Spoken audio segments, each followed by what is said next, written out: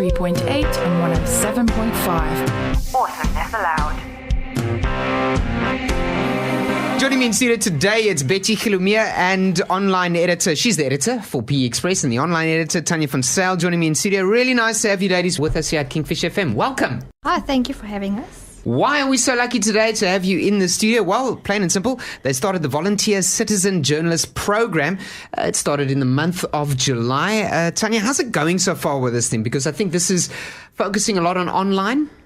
Yes, it's mainly online and it's doing well so far. Since its inception, we had quite a huge response from the public, sending their stories and their photos and events. So far, so good. Okay, ek wil net vir Tannie sê baie geluk. Is it that or is it actually... Yeah, no, it's actually newsworthy stuff. Yeah. But I mean, even if you want to congratulate your Tannie on her 100th birthday, you are welcome to do that. So okay. So you're accepting everything, all types across the board? Yes. All good news, concerns of your community or issues, any issues you have.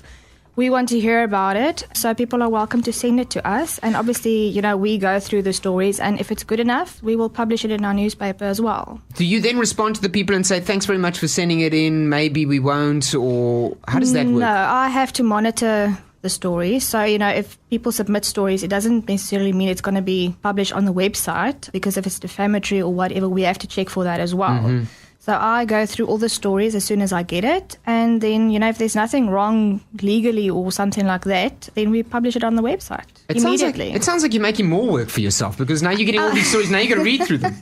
I am, but I mean, it's for the benefit of the community. So. Okay. And what I like as well is you said there's not only the bad stories, but the good stories. Yeah, we want the good stories, especially the good stories, because we have so many bad stories every day. So we want the good stories, fuzzy stuff. And is this content going to then only be available online for the local journalist who thinks they, you know? Or? Yeah, mainly. But like I said, you know, if there's a good enough story and we think it's good enough for print, you know, then we will publish it in the newspaper and give that person a byline as well. Mm-hmm. Mainly, you know, that person is our reporter, our citizen journalist. Mm-hmm. Brilliant. Okay, and Betty, obviously there's got to be a collaboration. You've been in the industry a long, long time, but now with the sort of technology catching up with everything that's going on, how's this working? You know, at this stage, most publications, especially in South Africa, is print first. You get your newspaper, and then as a value add for the readers, they give a website to make comments or, you know, to get the stories from there. Mm-hmm. But with this whole movement of social media and being able to access breaking news on social media, most newspapers are looking at, and that is what we are doing now, we're implementing it, of going from print first to web first. So the news breaks on the web and social media. And from there, we follow up the stories to bring it out in print the next week. But breaking news content is king these days. Breaking news is very important. So we're trying to give that to our readers as well.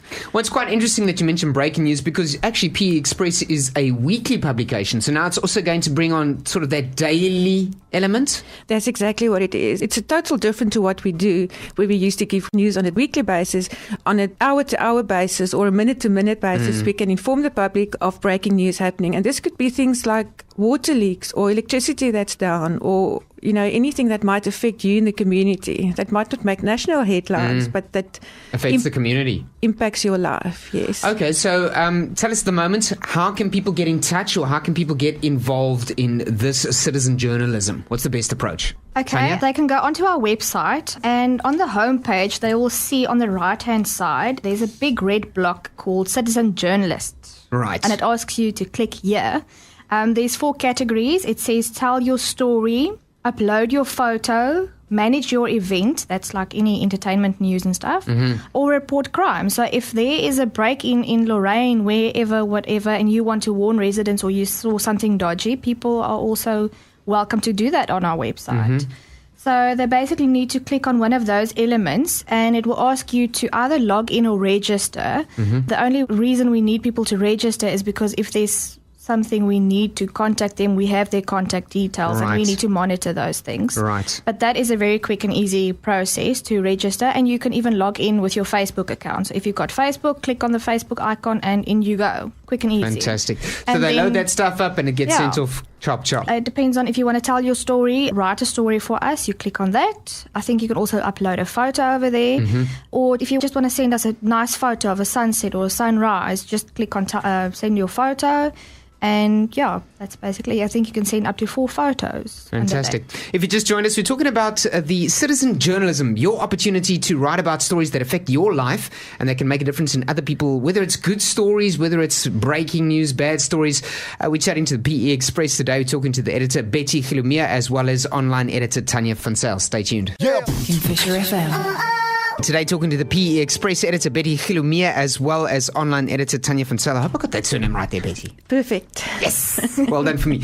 Congratulations on all these. I mean, you must talk a lot of languages now. I mean, how many languages can you speak? I mean, you've got to be aware of all the news that's going on and a couple of interesting reporters that come through now, Betty.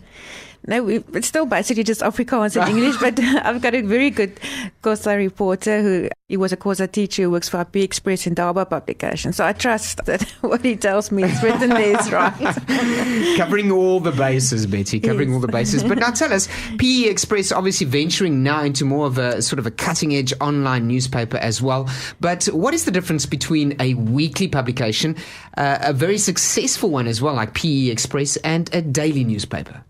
Daily newspapers basically get their revenue from sales, from their circulation, as well as from advertising. PE Express gets all its revenue just from advertising. So depending on how many adverts you've got for the week, that's the number of pages you'll have. More adverts, more pages in the newspaper. So the adverts pays for you to get your newspaper for free. And because of that, we are able to have 90,000 copies distributed in Port Elizabeth on a weekly basis, which is much more than the circulation of some dailies are. So we've got a very good market penetration. And I'm sure you're expanding as well.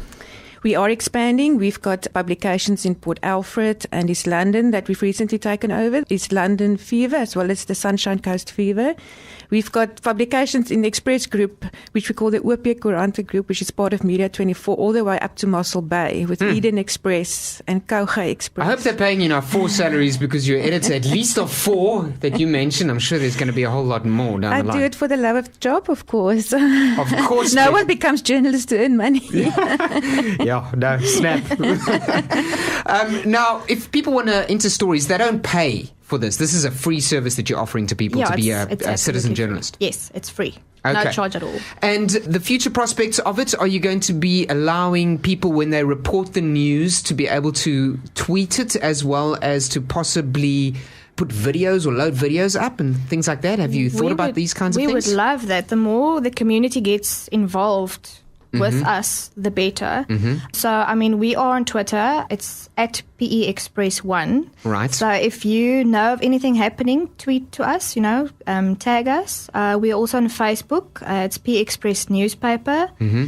So people are welcome to share their stories or leads or anything, even on those platforms. And yes, the whole idea of the citizen journalist is to, at a later stage, identify specific people, and then we can ask them, do you want to become a regular contributor to That's to fantastic. the website? So you offer opportunities basically for work employment as well at the paper. Yeah.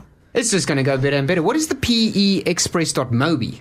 That is our mobile website. Right. So the citizen journalist is not really on there yet because there's some technical issues or things are still restraints. expanding. So we started with the websites first. Okay. But I mean, if you don't have access to a computer, you can still read the paper online on your phone. So you will be able to read the PE Express online. Any stories that have come through so far that you found amusing or newsworthy?